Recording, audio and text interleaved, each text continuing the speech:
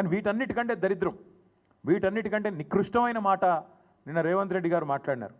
ఇది పేపర్లో రిపోర్ట్ అయింది, దాని ప్రకారమే నేను మాట్లాడుతూ ఉన్నా.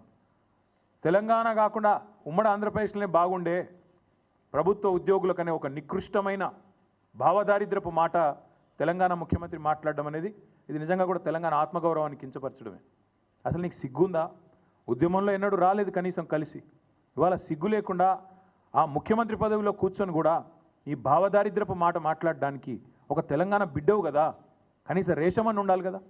ఎక్కడున్న తెలంగాణ ఎక్కడ పోయిందండి? 10 ఏళ్లలో భారతదేశానికే ఆదర్శంగా నిలబడ్డ తెలంగాణను పట్టుకొని ఉమ్మడి ఆంధ్రప్రదేశ్లోనే బాగుండే పరిస్థితులను మాట్లాడడానికి నీకు మనసెట్లు వచ్చింది? నీ రాష్ట్రాన్ని నువ్వే కించపరచడానికి నువ్వు ముఖ్యమంత్రి అనే ఇంగితం కూడా నీకు లేదా? ఆ మాత్రం సోయి కూడా లేదా అని బాధతో అడుగుతా ఉన్నా. ఒక ముఖ్యమంత్రి పదవిలో కూర్చున్నావు, అదృష్టవంతుడివి నువ్వు. ఎంత గొప్పగా మాట్లాడాలి నువ్వు నీ రాష్ట్రం గురించి, నీ